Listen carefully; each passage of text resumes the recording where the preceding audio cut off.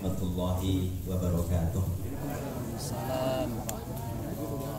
Innal hamdalillah nahmaduhu wa nasta'inuhu wa nastaghfiruh wa nastahdiih wa na'udzu billahi min syururi anfusina wa sayyiati a'malina.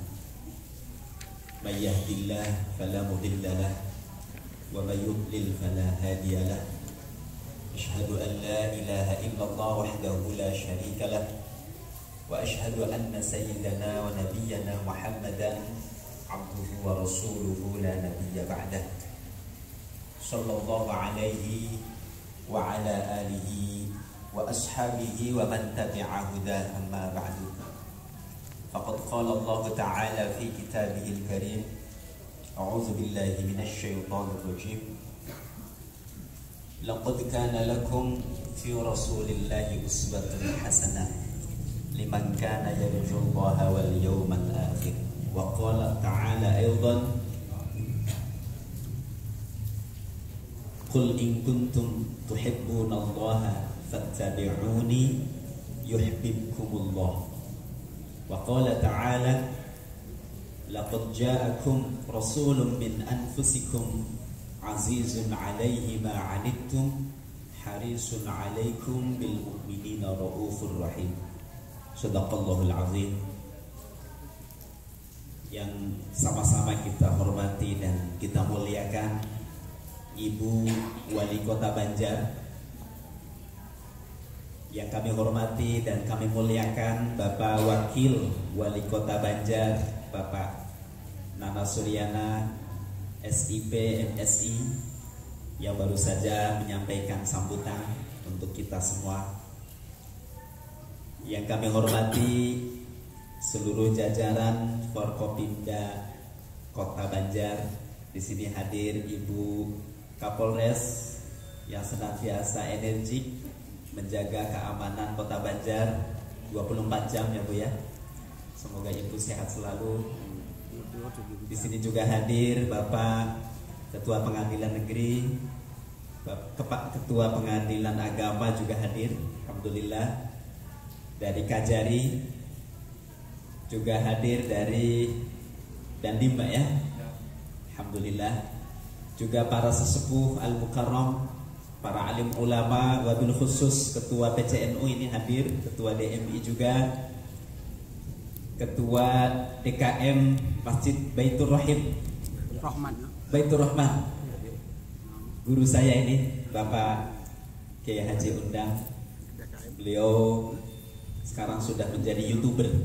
Tiap hari saya dikirimin YouTube dakwah beliau, luar biasa pencerahan. Sini juga hadir Akhinal Kiram Kang Dr. Yusuf. Beliau Kepala Kantor Kementerian Agama Kota Bandung, merangkap sebagai PLT Kabupaten Ciamis. Jadi 2 jabatan beliau. Wabil khusus yang sangat kami hormati Akhinal Kiram Ketua PHBI Kepala Kantor Kementerian Agama Kota Banjar Kang Dr. Kiai Haji Badrul Zaman, beserta seluruh jajaran Kementerian Agama Kota Banjar, para kepala-kepala OPD sekota Banjar, para ketua MUI tingkat kecamatan yang hadir melalui virtual, para camat ya, para kepala desa, kelurahan, lurah ya, seluruh santriwan santriwati yang hadir melalui virtual, siswa-siswi madrasah, majelis taklim, kaum muslimin baik yang hadir di sini maupun melalui virtual yang dirahmati Allah Subhanahu wa taala. Izinkan saya di sini untuk memperkenalkan diri, silaturahim ya. Ini kunjungan yang kedua saya ke Banjar selama saya mendapatkan amanah sebagai Kepala Kantor Wilayah Kementerian Agama. Kurang lebih 3 minggu yang lalu ya, saya berkunjung ke kantor Kementerian Agama Kota Banjar. Alhamdulillah, saya melihat Kota Banjar ini adalah kota yang aman, damai, sejahtera. Amin. Ya, yang mencerminkan baldatun thayyibatun wa rabbun ghafur. Sinergi antara ulama dan umaranya luar biasa. Masyarakatnya juga penuh kerukunan dan kedamaian, dan itu menjadi modal utama bagi kemajuan suatu daerah. Kemajuan suatu daerah itu indikatornya adalah 2 saja, antara lain adalah aman dan sejahtera. Itu di dalam Al-Quran disebutkan ya, ciri suatu negeri itu bisa maju, yaitu 2, allazi at'amahum min ju' wa amanahum min khauf, sebagaimana digambarkan di dalam surat Al-Quraisy ya, yang membuat masyarakatnya itu sejahtera, at'amahum min ju', kemudian wa amanahum min khauf, masyarakatnya aman, tentram, damai. 2 indikator itu menjadi syarat untuk majunya suatu bangsa. Oleh karena itu sangat tepat kalau hari ini peringatan Maulid Nabi di Kota Banjar yang dipusatkan di pendopo ini luar biasa, penuh dengan berkah dari Allah ya. Ini temanya adalah apa tuh tadi? Spirit Maulid Nabi dalam menjunjung tinggi nilai-nilai kemanusiaan dan toleransi antar umat beragama. Ini sangat cocok sekali, karena 2 hal, nilai-nilai kemanusiaan dan toleransi, itu menjadi tadi syarat dari 2 hal tadi, Bapak Ibu sekalian. Mudah-mudahan kehadiran kita di tempat ini, baik secara langsung maupun melalui virtual, tercatat oleh Allah Subhanahu wa taala sebagai bentuk kecintaan kita kepada baginda Nabi besar Muhammad sallallahu alaihi wasallam. Amin ya rabbal. Bapak Ibu sekalian yang dirahmati Allah, mengapa perlu kita memperingati hari kelahiran Nabi? Mengapa Maulid Nabi senantiasa kita peringati? Dari mulai tingkat RT ya, kemudian tingkat RW, di tingkat kelurahan, di tingkat desa, kecamatan, bahkan di tingkat kabupaten, kota, provinsi, dan di tingkat nasional. Mengapa kita perlu memperingatinya itu? Karena seperti yang disampaikan oleh Bapak Wakil tadi, kita perlu mengenal dan mencintai serta meneladani sifat-sifat agung dari Kanjeng Nabi besar Muhammad sallallahu alaihi wasallam. Terlebih di masa Covid seperti ini ya, di masa kita menghadapi tantangan dari seluruh umat manusia sedunia, yaitu menghadapi COVID-19, maka keteladanan Rasulullah sallallahu alaihi wasallam itu menjadi sangat penting untuk bisa kita terapkan dalam kehidupan kita sehari-hari ya. Kita tahu ya Bapak Ibu sekalian, bahwa penyakit global yang sekarang sedang melanda dunia ya, ini perlu ada satu kebersamaan ya, satu komitmen yang tadi dicantumkan di dalam tema ini, yaitu komitmen tentang nilai-nilai kemanusiaan. COVID-19 mengajarkan kepada kita bahwa kita tidak bisa egois hidup. Misalnya kita hanya sendiri saja, tidak bisa. Kita tidak bisa egois hanya untuk kelompok kita saja, tidak bisa. Kita hanya egois hanya untuk Kota Banjar saja misalnya, tidak bisa. Karena faktanya COVID-19 ini melanda kepada seluruh dunia. Kita tidak bisa bertahan sendiri-sendiri. Kita harus bertahan secara global ya. Umat manusia harus bersama-sama dalam menghadapi COVID-19 ini. Tidak bisa sendiri-sendiri. Karena apa? Karena kita tidak mungkin menghadapi penyakit ini sendiri ya.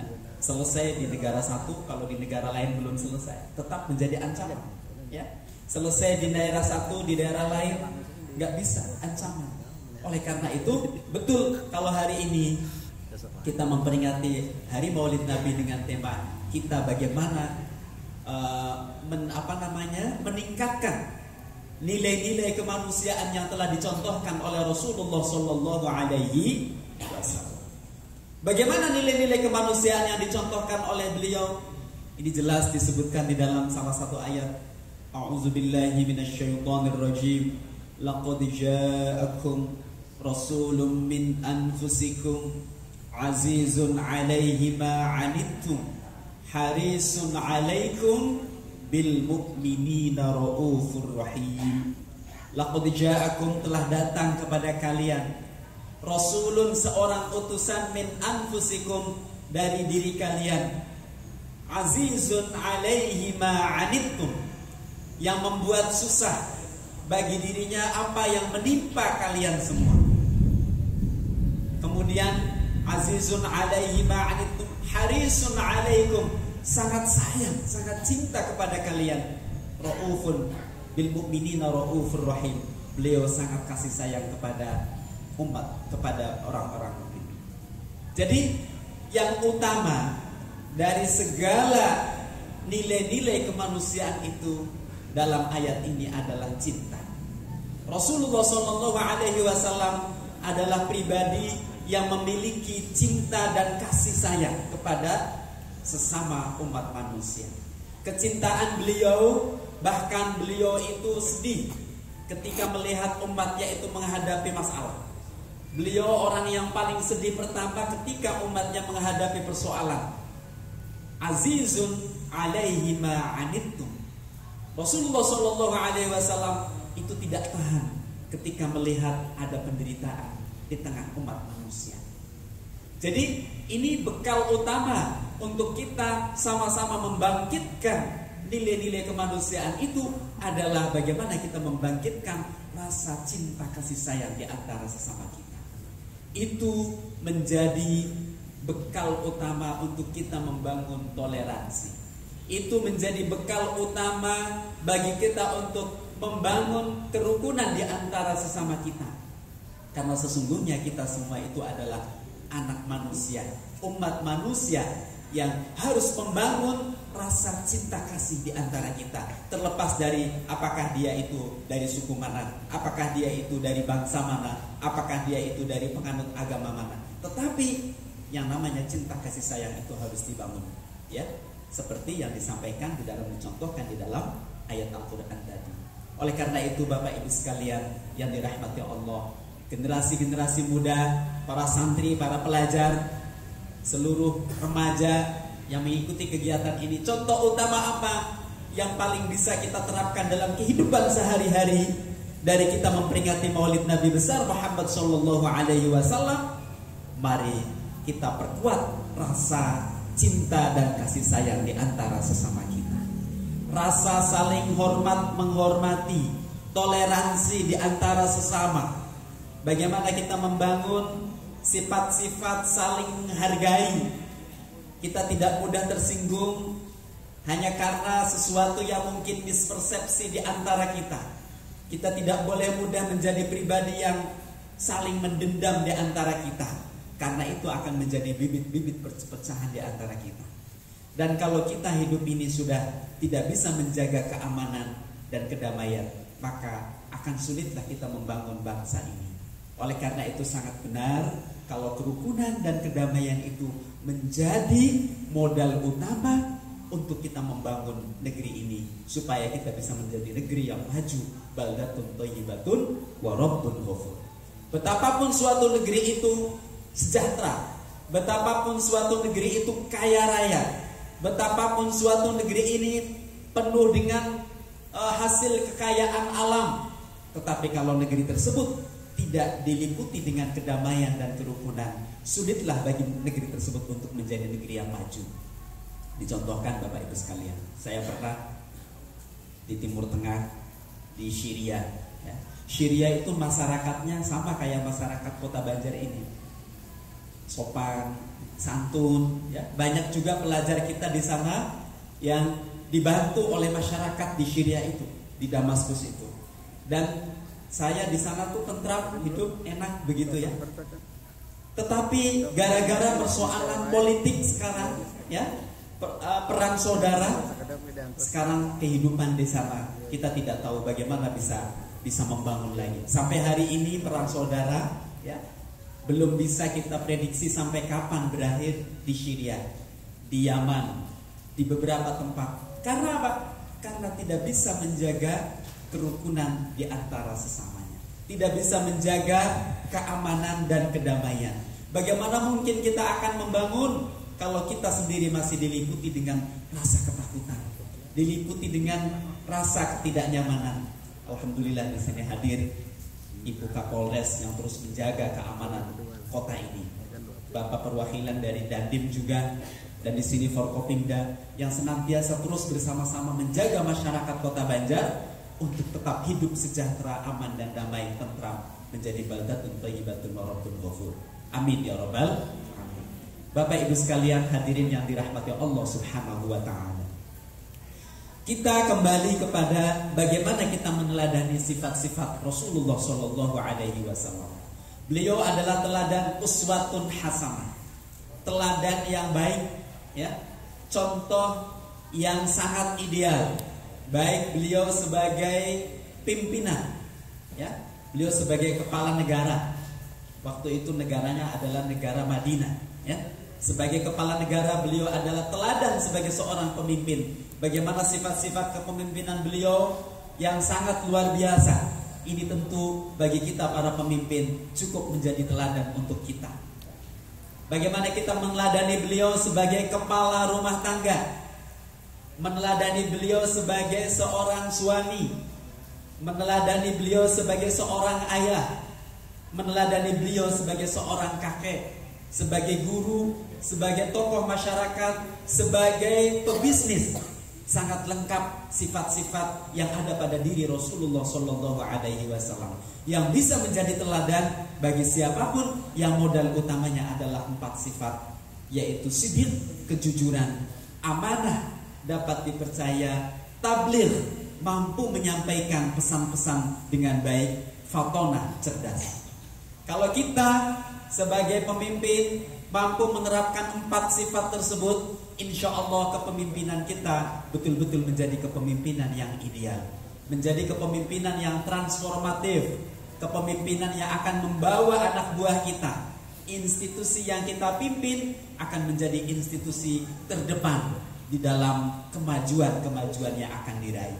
Kalau kita sebagai suami meneladani kepemimpinan beliau dengan siddiq, amanah, tabligh, fatonahnya, insya Allah keluarganya akan menjadi keluarga yang sakinah, mawaddah, warahmah.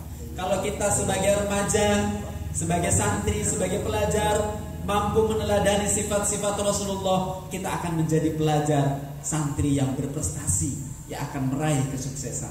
Kalau kita sebagai pengusaha mampu meneladani sifat-sifat beliau, siddiq, amanah, tabligh, fatonah, insya Allah kita akan berhasil menjadi pengusaha yang sukses. Tidak hanya sukses di dunia, tetapi juga sukses di akhirat. Hadirin rahimakumullah yang senantiasa dirahmati Allah Subhanahu wa taala. Tentu kalau kita ngomong gampang ya meneladani Rasulullah, ya. Kalau dengan omongan, tetapi justru yang terpenting adalah bagaimana mulai hari ini kita berniat sama-sama berusaha untuk meneladani sifat-sifat Rasulullah Shallallahu Alaihi Wasallam, sehingga kemudian kehadiran kita di tengah-tengah umat kita, kehadiran kita di tengah keluarga kita, kehadiran kita di tengah masyarakat kita, kehadiran kita di antara sesama kita betul-betul menjadi rahmat bagi semuanya. Seperti wa ma arsalnaka illa rahmatan lil alamin. Tidaklah semata-mata aku utus engkau wahai Nabi Muhammad, kata Allah, kecuali menjadi rahmat bagi semesta alam. Rahmat itu satu akar kata dengan rahim yang artinya adalah cinta kasih. Oleh karena itu tetap kembalinya kepada akar tadi. Bagaimana kita meningkatkan nilai-nilai kemanusiaan kita dengan kita meningkatkan rasa cinta dan saling sayang menyayangi di antara kita sesama, terlepas dari apakah dia dari golongan mana, apakah dia dari bangsa mana, apakah dia dari penganut agama mana, tapi sebagai manusia kita harus sama-sama saling mencintai. Oleh karena itu sangat benar kalau kita mengenal ada 3 istilah. Yang pertama ada istilah ukhuwah Islamiyah, yaitu persaudaraan sesama umat Islam. Yang kedua ukhuwah watoniyah, persaudaraan sesama anak bangsa. Kemudian yang ketiga ukhuwah basyariyah, persaudaraan sesama anak manusia. Tiga-tiganya ini bekalnya dari persaudaraan itu adalah rasa cinta kasih sayang di antara sesama kita. Sehingga saya yakin dengan meneladani sifat-sifat Rasulullah Shallallahu Alaihi Wasallam yang akar utamanya adalah tadi raufun, ya, sifat cinta kasih, saya yakin kita akan mampu membangun toleransi, mampu membangun rasa saling menghargai. Toleransi itu tidak hanya sekedar kita saling menghargai, tetapi juga bagaimana kita berusaha untuk saling memahami, bekerja sama, berdialog untuk terus meningkatkan kerjasama di antara kita. Bagaimana kita mengatasi COVID-19 ini? Seluruh umat manusia harus bersatu, seluruh penganut ajaran agama apapun harus bersatu. Insya Allah dengan kita meningkatkan rasa cinta dan kasih sayang di antara sesama kita, meningkatkan toleransi di antara kita, kerukunan di antara umat beragama kita, dengan meneladani sifat-sifat Rasulullah Shallallahu Alaihi Wasallam, saya yakin Kota Banjar, Jawa Barat, negeri kita Indonesia tercinta akan menjadi baldatun thayyibatun wa rabbun ghafur. Oleh karena itu, marilah para hadirin yang dirahmati Allah Subhanahu wa taala, kita tingkatkan rasa cinta kita kepada Rasulullah sebagaimana disebutkan di dalam ayat qul in kuntum tuhibbunallah. Apa bentuk rasa cinta kita kepada Rasulullah? Bentuk rasa cinta kita kepada Rasulullah itu adalah dengan fattabi'uni, dengan cara kita mengikuti dan meneladani sifat-sifat Rasulullah Shallallahu Alaihi Wasallam. Mengapa kita cinta kepada Rasulullah? Karena Rasulullah Shallallahu Alaihi Wasallam itu sayang kepada kita. Rasulullah Shallallahu Alaihi Wasallam itu sangat sedih kalau melihat kita sedih. Rasulullah itu sangat sedih kalau kita menghadapi persoalan. Maka dari itu sampai akhir hayatnya yang terpikirkan oleh Kanjeng Nabi itu adalah ummati, ummati. Yang dipikirkan oleh Nabi itu bagaimana umatku nanti, bagaimana umatku nanti. Oleh karena itu wajarlah kita sebagai umatnya mencintai Rasulullah Sallallahu Alaihi Wasallam. Kehadiran kita di pendopo ini, baik secara langsung maupun virtual, mudah-mudahan menjadi bukti cinta kita kepada Rasulullah Sallallahu Alaihi Wasallam dan menjadi bukti komitmen kita untuk meneladani sifat-sifat Rasulullah Sallallahu Alaihi Wasallam. Saya kira itu mungkin yang dapat saya sampaikan. Aku qauli hadza. Ini kalau dalam masa Covid katanya nggak boleh lama-lama ceramahnya, ya, dibatasi. Padahal mungkin bahannya sudah habis kayaknya. Ini yang ahli ceramah sebenarnya akhinal kiram nih, Bapak Kiai kita ini, ya, YouTuber sekarang ini itu. Ngirim YouTube terus setiap hari, ya. Mudah-mudahan kita semua senantiasa dilindungi oleh Allah dari COVID-19, dan kita berdoa kepada Allah semoga COVID-19 ini segera hengkang dari bumi kita, ya. Kita semua segera terbebas dari COVID-19. Alhamdulillah tanda-tandanya sudah cukup banyak. Antara lain sudah ditemukannya vaksin, ya. Mudah-mudahan segera bisa diterapkan.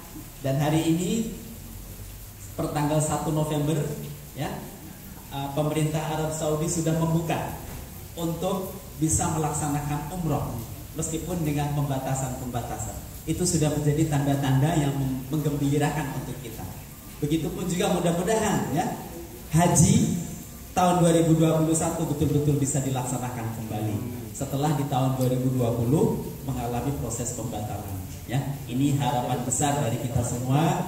Tentu kita sebagai seorang yang mempercayai dengan kaedah-kaedah ilmiah, tetap kita harus menjaga protokol kesehatan sesuai dengan kaedah-kaedah ilmiah.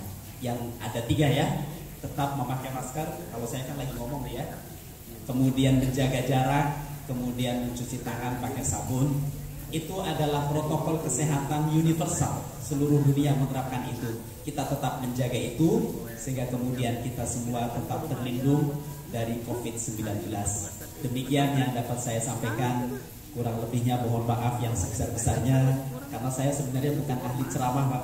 Tadi sudah disebutkan, meskipun saya di pesantren, tapi bukan mubalir. Ini mubalirnya beliau nih, Pak Ustadz Ismail, Pak Ustadz Iskandar nih, mubalirnya. Saya ini silaturahmi saja. Alhamdulillah saya didatangi oleh Ibu Kabak Kesra ya ke sana untuk menyampaikan, Pak, silaturahminya katanya Pak Kakamil untuk bisa hadir di Kota Banjar. Saya ternyuh sekali ini, Pak. Ibu Kabak datang langsung ke sini. Kalau saya nggak memenuhi nggak enak ini. Katanya salam dari Ibu Wali Kota. Alhamdulillah saya dapat silaturahim dengan segenap tokoh di Kota Banjar. Sahib-sahib saya, para ulama anal a'izzah, para ulama-ulama di Kota Banjar, saya dapat silaturahim. Saya juga mohon doa dari seluruh masyarakat Kota Banjar. Mudah-mudahan saya yang mendapatkan amanah di Kanwil Kementerian Agama diberikan kemudahan dalam menjalankan amanah ini. Jadi ini 4 bulan berjalan, Pak. Saya mendapatkan amanah di Jawa Barat untuk mengawal layanan-layanan keagamaan di Jawa Barat. Jawa Barat itu luas sekali, Pak. Ya, provinsi paling besar di antara provinsi-provinsi yang ada. Jumlah penduduknya sudah 50 juta, ya, melebihi jumlah penduduk Korea Selatan. Ya, jadi memang tingkat heterogenitasnya juga sangat tinggi. Apalagi Jawa Barat menjadi penyangga ibu kota. Jadi kompleksitas persoalan-persoalannya juga banyak. Tetapi alhamdulillah warga Jawa Barat ini adalah orang-orang yang soleh semua. Ya, insya Allah kita akan bisa membangun Jawa Barat ini menjadi Jabar juara lahir batin, sebagaimana yang menjadi visinya dari Pak Gubernur. Ya, demikian dari saya, kurang lebihnya sekali lagi mohon maaf yang sebesar-besarnya. Al-afu minkum. Wallahul muwaffiq ila aqwamit thoriq. Wabillahi taufiq wal hidayah. Wassalamualaikum warahmatullahi wabarakatuh.